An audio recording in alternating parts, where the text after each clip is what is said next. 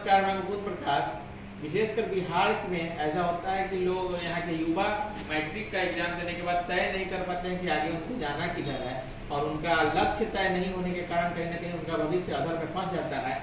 आइए इस समस्या के संदर्भ में हम बात करते हैं मुकुंद सिंह जी से, जो काउंसलिंग गाइडेंस के संचालक हैं। मुकुंद सिंह जी, आपका बहुत बहुत स्वागत है। धन्यवाद। जनरली देखा जाता है कि बिहार में बच्चे जो होते हैं मैट्रिक के बाद तय नहीं कर पाते हैं कि आगे करना क्या है। तो इस संदर्भ में आपका क्या करना है, क्योंकि आप युवाओं को सजेशन भी देते हैं आगे क्या करना है और उनका मार्गदर्शन भी करते हैं, तो इस संदर्भ में आप बताएं। देखिए, होता क्या है कि बिहार में आज आपके सामने एक डाटा है जिसमें स्नातक काफ़ी ज़्यादा बेरोजगार हैं और स्नातक पास करके बेरोजगार हैं। तो इसमें कहीं ना कहीं दिक्कतें आती है कि 12 या 10th के बाद वो सही कोर्स और कॉलेज का चयन नहीं कर पाते।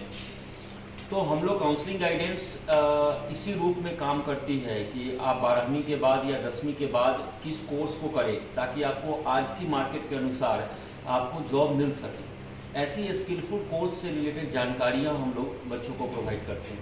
खासतौर पर से शिवहर, जिस रीजन से हम लोग बिलोंग करते हैं, यहाँ पर सोशल इकोनॉमिकल कंडीशन की अगर बात कीजिएगा तो मैक्सिमम मध्यम वर्गीय परिवार से बच्चे बिलोंग करते हैं, और इस वजह से उनके लिए आसान नहीं होता है कि किसी बिहार से बाहर किसी अच्छे कॉलेज में जाकर 5 लाख 7 लाख रुपये खर्च करके और बेहतर एजुकेशन प्राप्त कर सके। इसी चीज़ को लेकर बिहार सरकार ने एक योजना शुरू किया जिसका नाम है बिहार स्टूडेंट क्रेडिट कार्ड, जिसके अंदर में बिहार सरकार मध्यम वर्गीय परिवार के बच्चों को 4 लाख रुपए तक की लोन प्रोवाइड कर रही है आगे कोई भी टेक्निकल और प्रोफेशनल कोर्स करने के लिए। तो हम ज़्यादातर विशेष बात आपको बिहार स्टूडेंट क्रेडिट कार्ड पर भी बताएंगे। अगर बच्चा 12 पास किया है, मैथ से है या बायो से है या वो कॉमर्स से है, तो अपने ही स्ट्रीम का कोई टेक्निकल या प्रोफेशनल कोर्स का चयन करे, ना कि अब बच्चा मैथमेटिक्स से पढ़ा है जाके पॉलिटिकल साइंस से ऑनर्स करने लगे, है ना, या फिर अगर कॉमर्स से पढ़ा है अब आकर क्या कर रहा है, होम साइंस से पढ़ रहा है। तो इस तरीके से अगर करियर नहीं चुना जा सकता है, करियर चुनने के तरीके होने चाहिए, और इस रूप में हम लोग बच्चों की मदद करते हैं कि आप अपने ही स्ट्रीम के करियर को चुनिए। और रही बात फंडिंग की, तो वो बिहार सरकार अपनी एक योजना से, माननीय मुख्यमंत्री की एक योजना है बिहार स्टूडेंट क्रेडिट कार्ड, उसके द्वारा आसानी से, और ये नहीं है कि हाँ लोन प्रोसेस में जैसे बैंक का लोन का प्रोसेस है, बड़ा पेंडिंग प्रोसेस है, लोग सोचते हैं कहाँ लोन मिलेगा, तो ऐसा नहीं है। इस प्रोसेस में काफ़ी आसानी से आपको लोन मिल जाएगा। एक सिंपल स्टेप है, ऑनलाइन एप्लीकेशन है, और उस एप्लीकेशन को भी प्रोसेस करने में जो भी प्रोसेस है उसमें हम लोग समर्थन करते हैं बच्चों का कि कैसे आप उस लोन को ले सकते हैं। उस लोन को लेने में भी हम लोग गाइड करते हैं बच्चों का। एक चीज़ और बताइएगा, थोड़ा सा वो भी रोकने जा रहे हैं, क्योंकि ये कहीं ना कहीं व्यवस्था काम बन गया है, जो स्थिति है पिछले कई वर्षों से ये चली आ रही है। तो इस चीज़ के लिए कि बच्चे तय नहीं कर पा रहे हैं करना क्या है, लक्ष्य तय नहीं है, निश्चित रूप से लक्ष्य तय नहीं है तो आदमी तो दूर तक बजा नहीं सकता है। तो इसके लिए दोषी कौन है? गार्जियन दोषी है, या उनके टीचर दोषी है, या फिर ये व्यवस्था दोषी है, या फिर ये वो समाज दोषी है जिस समाज में बच्चे का दोष तो किसी एक पर नहीं मढ़ा जा सकता है, लेकिन पहली बात की इन्फॉर्मेशन का अभाव। बच्चा जिस सोसाइटी में जन्म लिया वहाँ पर जो आसपास के लोग कर रहे हैं उसी चीज़ को फॉलो करेगा। दूसरी चीज़ है कि सही इन्फॉर्मेशन देने वाला कोई है नहीं। पेरेंट्स चाहते हैं कि हम उसके बच्चे अच्छा करें, लेकिन पेरेंट्स के पास भी अपने पास इन्फॉर्मेशन नहीं है पेरेंट्स की। अब पेरेंट्स क्या करता है, देखता है कि उसका फलाने का, उसके भाई का बेटा क्या कर रहा है, उसके फूफा का बेटा क्या कर रहा है, उसके मामा का बेटा क्या कर रहा है, तो उसी रूप में वो गाइड कर देता है अपने ही बच्चों को। टीचर्स हैं तो स्कूल और कोचिंग इंस्टीट्यूट्स में काउंसलिंग और उसके बेहतर भविष्य के लिए कोई भी कोचिंग इंस्टीट्यूट या स्कूल उस पर कोई काम नहीं करती है। सब्जेक्ट पढ़ाया, बोर्ड की एग्जामिनेशन हुई, गेट इनटू द मार्केट, छोड़ दिया उसको, बच्चा अपना भटक के उसको जो अच्छा लग रहा है अपनी सूझबूझ से वो चयन कर लेगा।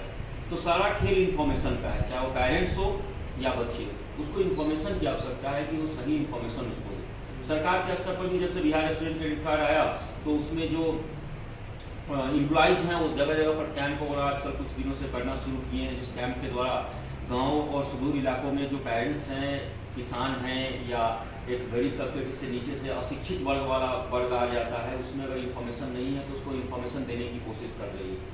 तो इन्फॉर्मेशन का सारा खेल है, उसमें समाज को भी आप कह लीजिए कि समाज में अगर एक गवर्नमेंट जॉब को लेकर जो चाहत जन्म ली, उस चाहत के केस में अब सारा बच्चा गवर्नमेंट जॉब प्रिपरेशन वाला एक रास्ता को अपना लिया कि चलिए भैया बिहार यूनिवर्सिटी में एडमिशन लेते हैं वहाँ पर स्नातक करेंगे और गवर्नमेंट जॉब का प्रिपरेशन करेंगे। गवर्नमेंट की संख्या आप हाल फिलहाल में देख रहे हैं कि किस तरीके से गवर्नमेंट धीरे धीरे सभी चीज़ों को प्राइवेटाइज कर रही है, और प्राइवेटाइजेशन है तो प्राइवेट कंपनियाँ तो जॉब उसी को देगी जिसके पास स्किल होगा। उसका तरीका वो है नहीं कि हाँ 5 वो जनरल साइंस का क्वेश्चन 5 वो क्या कहते हैं मैथ का क्वेश्चन पूछ के जॉब दे। और ये एक बहुत बड़ी दिक्कत है कि इंफॉर्मेशन बच्चे नहीं ले रहे और अपने आस पड़ोस वाले को देख के अपना करियर चुनता है। तो जरूरी है कि इंफॉर्मेशन ले कहीं ना कहीं। एक और बड़ा महत्वपूर्ण चीज़ है, क्योंकि बात हो रहा है तो उस और महत्वपूर्ण मुद्दे पे चर्चा हो जाए, क्योंकि आप क्लेवर चिल्ड्रन भी चलाते हैं। तो एक चीज़ बताइएगा कि एक कहीं ना कहीं पिछले 10 साल या 5 साल पहले एक परंपरा था कि बच्चे एक तय समय पे पढ़ते थे, 4 बजे उठ के कहीं ना कहीं ब्रह्म मुहूर्त में पढ़ने का एक परंपरा चला आ रहा है सदियों से। शाम में 6 बजने के बाद कहीं ना कहीं हर गाँव में अगर बिजली का व्यवस्था नहीं भी था तो लोग दिया जला के बच्चे बैठ जाते थे पढ़ने, और गार्जियन भी कहते थे कि शाम 6 बज गया है कि आप बैठ जाओ, सुबह में उठ के पढ़ो। तो ये कहीं ना कहीं ये स्थिति अब खत्म हुआ है और पढ़ाई से बच्चे दूर होते जा रहे हैं। तो ये परंपरा जो टूटा है इसके लिए कौन दोषी है, और पुनः उस परंपरा में, क्योंकि ये जरूरी चीज़ है, हर परंपरा गलत नहीं होता है, तो वहाँ पे पुनः स्थिति पहले जैसा होने के लिए क्या करना होगा, किसकी भूमिका कितनी महत्वपूर्ण हो जाती है इस मुद्दे? देखिए उसमें पेरेंट्स की भूमिका सबसे ज़्यादा महत्वपूर्ण है, क्योंकि पेरेंट्स ही उसके लिए प्रोवोक भी करते थे। हम लोग भी बच्चे थे और गांव में ही वो क्या कहते हैं बोरा बिछाकर और डिबिया लेकर लालटेन लेकर ट्यूशन क्लासेज हम लोगों ने भी लिया। तो उस केस में पेरेंट्स ही थे जो प्रोवोक करते थे बच्चे को। और आज के पेरेंट्स के साथ दिक्कत क्या है, ज़रूरतें लोगों की बढ़ गई, लोगों के पास समय ही नहीं, वो अपने बच्चों के साथ समय स्पेंड नहीं कर रहे हैं। उसके क्वालिटी ऑफ एजुकेशन क्या ले रहा है बच्चा, उससे उनको थोड़ा भी मतलब नहीं है। 2 कैटेगरी, एक तो वो जो अपने बच्चे का एजुकेशन को भली भांति समझ रहा है कि हाँ क्या मेरा बच्चा पढ़ रहा है, उसके पास भी समय नहीं है तो छोड़ दे रहा है। और एक वो वर्ग है जिसके पास समझ ही नहीं है कि हाँ बच्चा पढ़ रहा है तो क्या पढ़ रहा है, पढ़ नहीं रहा है तो क्या नहीं पढ़ रहा है। उसके पास अभी किसान है, उसका बेटा 12 में पढ़ता है, जाके शहर के कोचिंग इंस्टीट्यूशन में पढ़ता है, अब क्या पढ़ के आता है और क्या नहीं, उसके पास इतनी एबिलिटी नहीं है कि वो चेक कर सके कॉन्सेप्ट्स को, है ना। और इस वजह से अगर पेरेंट्स उस बच्चे को बोलते भी हैं तो बच्चा कहता हम पढ़ लिए हैं, डोंट वरी सब कुछ है। तो इसमें पेरेंट्स एक तरीके से इन्वॉल्व हो सकते हैं। और बच्चा आजकल मॉडर्न टेक्नोलॉजी में मोबाइल फ़ोन है या डिस्ट्रैक्शन वाली बहुत सारी चीज़ें आ गई है। हमारे आपके ज़माने में टीवी नहीं हुआ करता था हर किसी के घर में, आज टीवी है, उस पर 400 चैनल है ना। 400 चैनल देखने के लिए पूरे दिन खत्म कर लीजिए, टीवी से उठ नहीं सकते। मोबाइल है, यूट्यूब है, संसार है वीडियो का, काम का वीडियो बच्चा उसमें भी नहीं देख पा रहा है क्योंकि उसको इंटरेस्ट नहीं, उसको जग पा रहा है, मजा नहीं आ रहा है। हाँ वहीं पर टिकटॉक का वीडियो जरूर देख रहा है क्योंकि उसमें उसको आनंद जरूर आ रहा है। तो डिस्ट्रैक्शन लेवल बढ़ा है जिसकी वजह से एजुकेशन से टुवार्ड्स लोगों का दिमाग हटा है बच्चों का। और पेरेंट्स भी कहीं ना कहीं बिजी हो गए हैं अपनी ही दुनिया के ताना बुना में, जो अपने बच्चों की शिक्षा पर कहीं ना कहीं फोकस नहीं है। और बताइएगा ये जो है कि इसमें वो पहले गाँव में लोग बोलते थे, आज भी ये परंपरा लोग बोलते हैं कि एक साथे सब साथे सब जाए, लेकिन इधर नया परंपरा ये हुआ है कि बहुत सारे जगह लोग बोला जाता है कि समय लिमिटेड है हर आदमी के पास, और एक यंग है तो एक ही काम नहीं करेगा, तो मतलब बहुत काम कर सकता है। तो इसमें आपका क्या मानना है कि आदमी को किसी एक लक्ष्य को तय करके आगे बढ़ना चाहिए या फिर बहुत काम एक साथ करना चाहिए?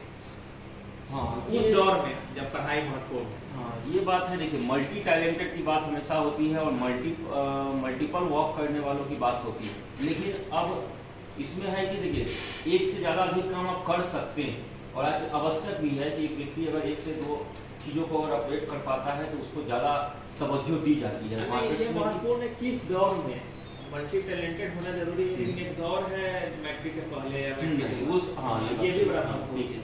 तो इसमें आप कह सकते हैं देखिए एक तो पहली बात है कि स्ट्रीम एक ही होना चाहिए। ऐसा नहीं है कि हम एडवोकेट भी हो जाए और हम क्या कहते हैं इंजीनियर भी हो जाए, अब ये 2 अलग अलग स्ट्रीम की चीज़ें हो गई।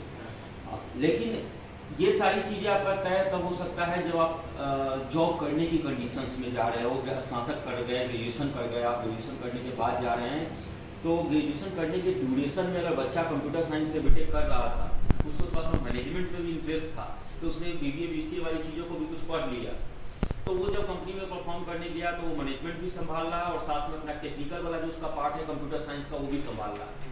तो वहाँ पर मल्टी टैलेंटेड वाली बात या बहुत सारे काम को करने वाली बात सही जस्टिफिकेबल होती है कि हाँ एक कंपनी के लिए एक ऐसा बंदा उसको मिल गया, एक ऐसी व्यक्ति मिल गया, एक ऐसा एम्प्लॉय मिल गया जो उसके 2 काम को रिस्पॉन्ड कर दे रहा है। लेकिन 10th और 12 लेवल पर बहुत सारे बच्चे हैं जो मैथ से भी पढ़ रहे हैं, बायो से भी पढ़ रहे हैं। अब ये औचित्य नहीं बनता है, या तो आप मैथ के ज्ञानी बन जाइए या बायो का ज्ञानी बन जाइए। लेकिन होता क्या है कि चलो भैया मैथ में हो जाएगा, बायो में हो जाएगा, दोनों में से दोनों रहेगा तो दोनों में अपॉर्चुनिटी तलाश लेंगे।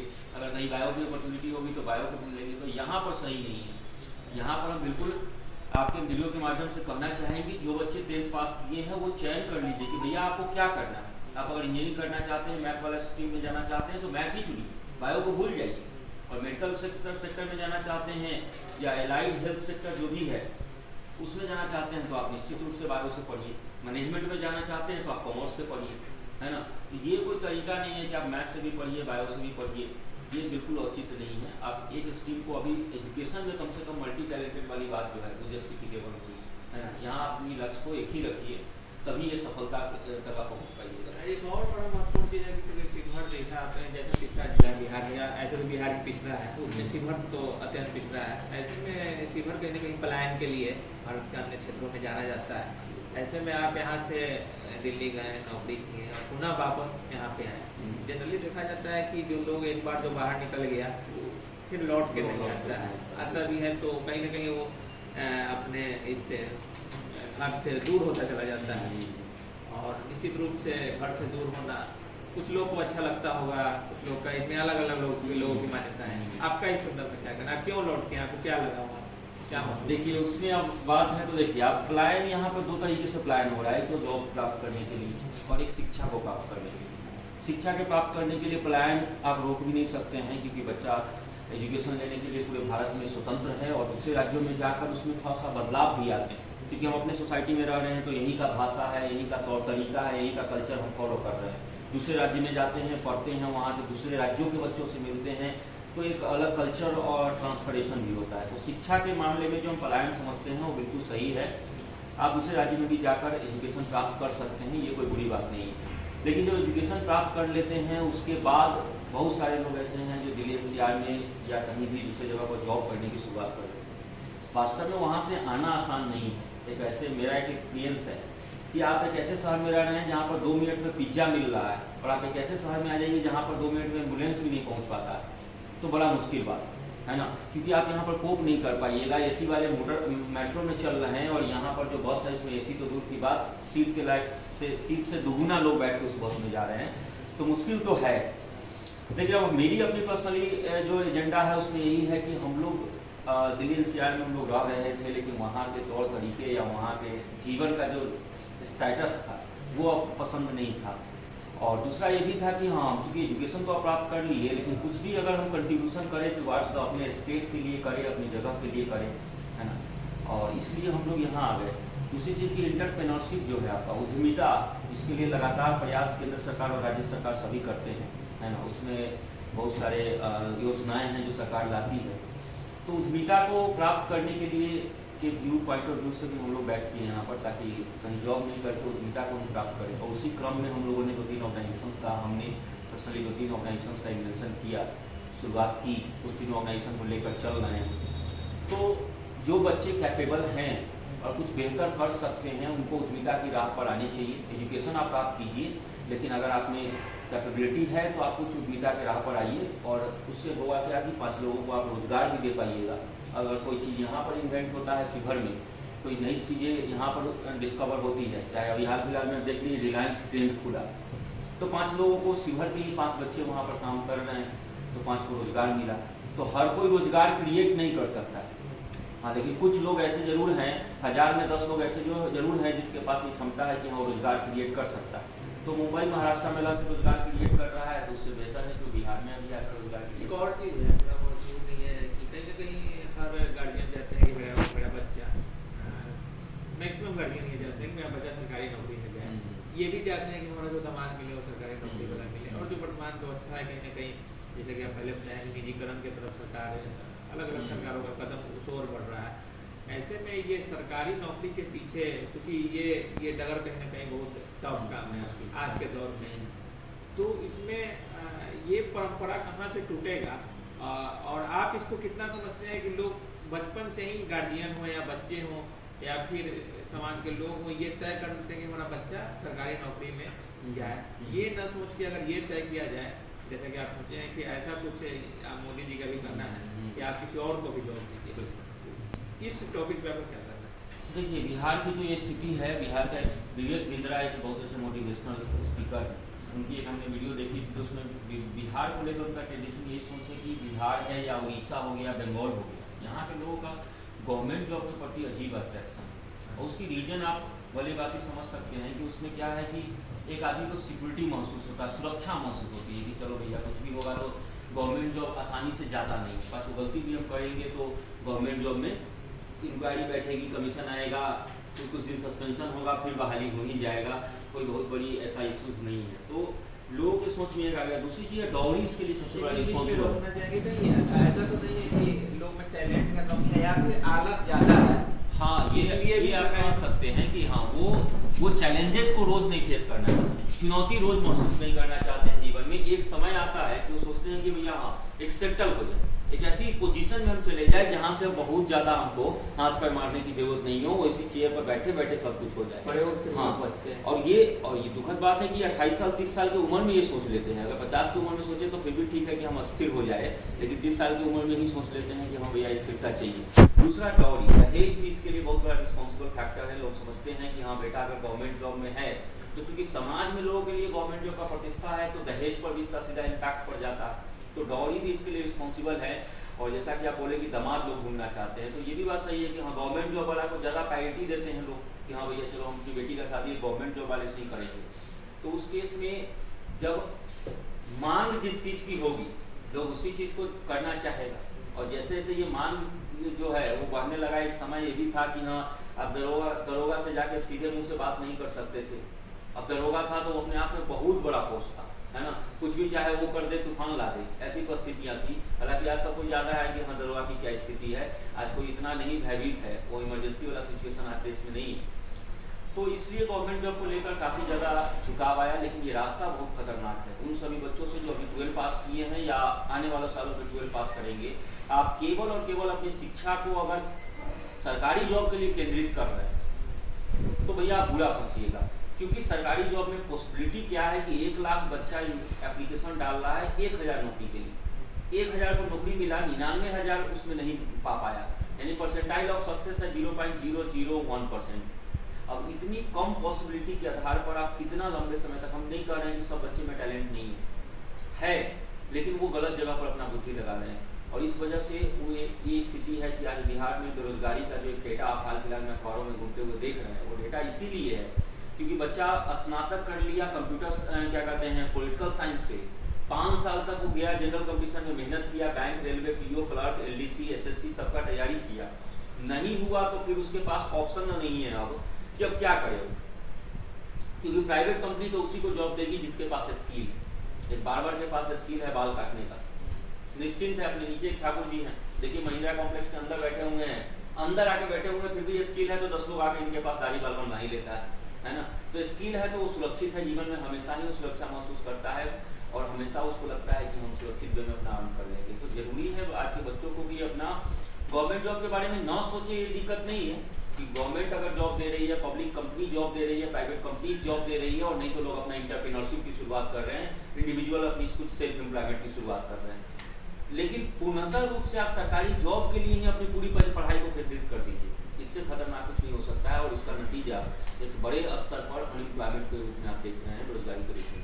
दो और महत्वपूर्ण सवाल जेल में आ रहा है। एक बड़ा सवाल ये है कि आप कहीं पहले चर्चा किया है बातचीत के क्रम में कि कहीं ना कहीं दो जगह के विकास में कहीं ना कहीं बहुत अंतर है, बहुत खाई है दो जगहों पे। बिहार की बात करें तो पटना का विकास बिहार का विकास नहीं है।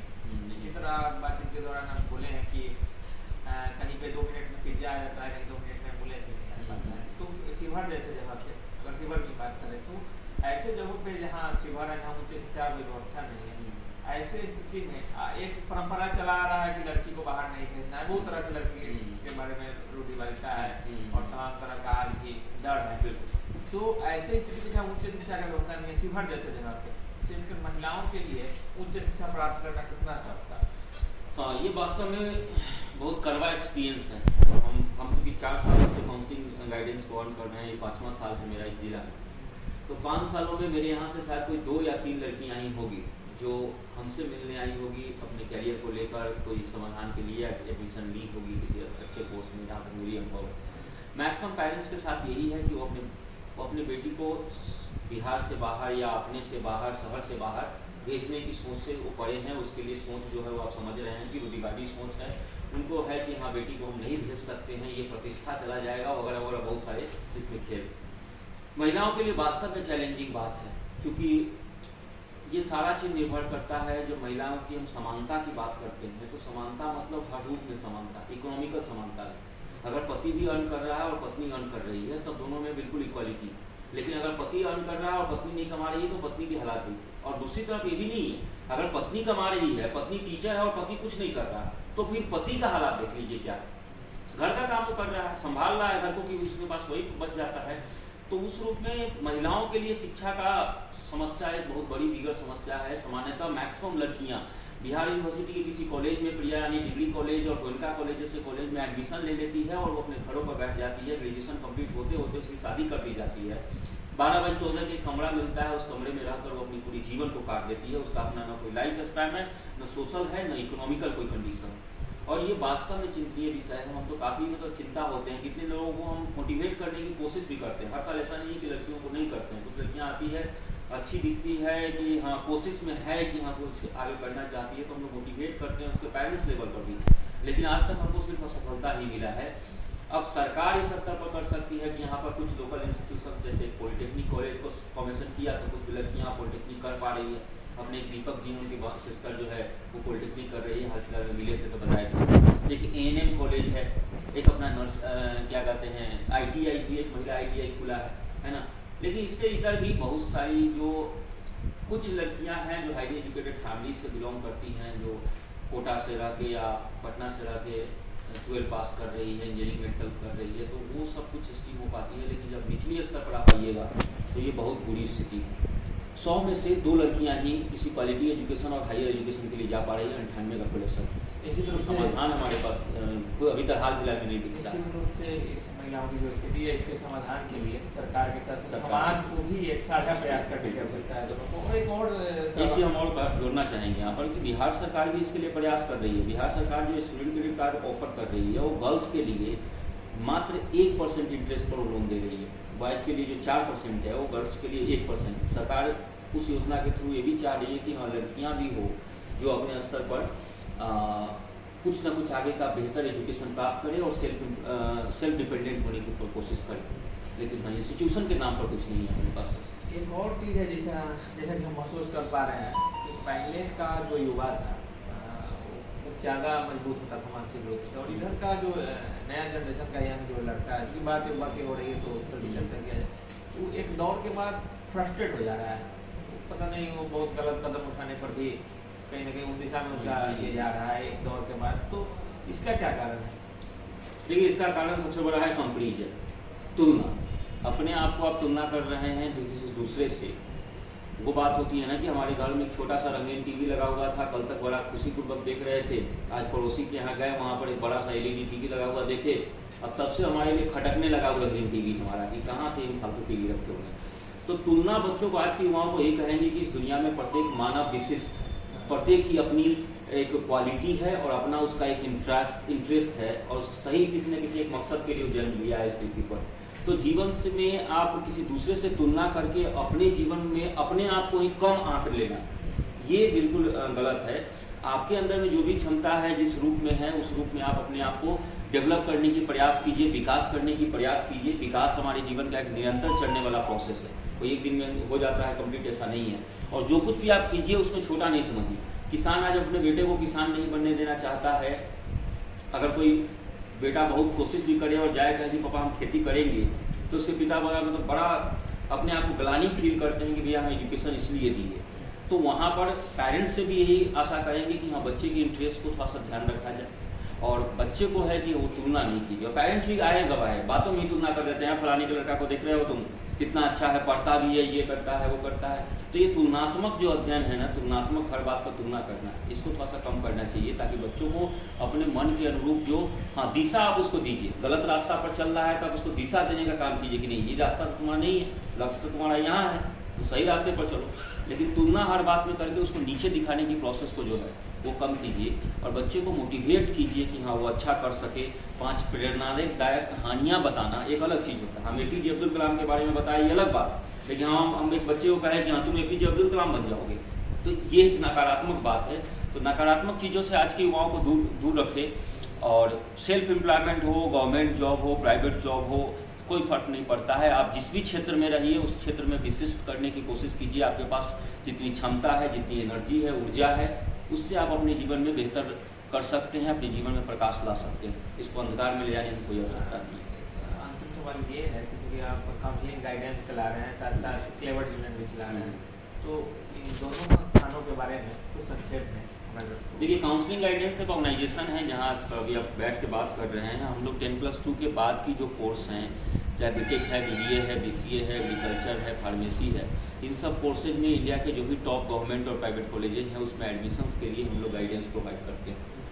साथ ही बिहार सरकार की जो योजना है बिहार स्टूडेंट क्रेडिट कार्ड, उस योजना से भी 4 लाख रुपए की लोन दिलवाने के लिए जो गाइडेंस की जरूरत पड़ती है बच्चों को, कि कन्फ्यूज होते हैं, इन्फॉर्मेशन का अभाव होता है, तो इन्फॉर्मेशन देने का हम लोग काम करते हैं। बच्चा बहुत सारा JEE मेंस नीट का प्रिपरेशन करता है, उसके स्कोर के आधार पर उसको कौन सा कॉलेज मिल सकता है, कौन सा कॉलेज काउंसलिंग कैसे करे, इन सब से रिलेटेड जो भी इन्फॉर्मेशन चाहिए, यानी हायर एजुकेशन से रिलेटेड इन्फॉर्मेशन चाहिए, तो वो सारे बच्चे आपके वीडियो के माध्यम से जो भी लोग देख रहे हैं वैसे सभी वो लोगों आप हमारे ऑफिस विजिट कर सकते हैं, और बिल्कुल फ्री ऑफ कॉस्ट इन्फॉर्मेशन लेकर आप जा सकते हैं। जो भी आपको कैरियर से रिलेटेड इन्फॉर्मेशन चाहिए, हर वर्ग के बच्चों को समर्थन करने के लिए हम लोग पिछले 5 सालों से यहाँ पर काम कर रहे हैं, और फिट रहे तो अगले 10 साल 20 साल और काम करेंगे, है ना, इसमें कोई दिक्कत नहीं है। और क्लेवर चिल्ड्रन हमारा एक दूसरा ऑर्गेनाइजेशन है जिसमें हम लोग CBSE को ट्यूशन सेंटर, CBSE को ट्यूशन ऑफर करते हैं 2 आवर्स का, क्योंकि जिस वक्त हम यहाँ पर लॉन्च हुए CBSE के बच्चों के लिए कोई प्रॉपर कोचिंग इंस्टीट्यूट्स नहीं थे।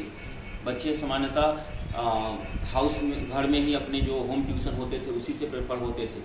तो हमने कुछ लोगों को समायोजित करके एक बेहतर कोचिंग सेंटर डेवलप करने की कोशिश की। स्पेशली CBSE के बच्चों को ही हम लोग कोचिंग सेंटर प्रोवाइड करते हैं।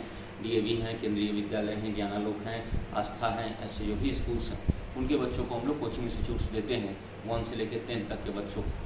तो ये और संस्था हमारी ward number 15 hero agency road में, तो ये 2 हमारी संस्थाएँ हैं। ये हमारे साथ बातचीत के लिए थे मुकुंद सिंह जी, जो दिल्ली में जॉब करते थे, लेकिन दिल्ली को छोड़कर पुनः शिवहर में आए, और निश्चित रूप से शिवहर के युवाओं का मार्गदर्शन कर रहे हैं। यहाँ कोचिंग संस्था क्लेवर चिल्ड्रन चला रहे हैं, साथ साथ काउंसलिंग गाइडेंस भी गाइड संस्था है। तो निश्चित रूप से ये युवाओं को प्रेरणा देने का जो कार्य कर रहे हैं वो सराहनीय है। बहुत बहुत धन्यवाद।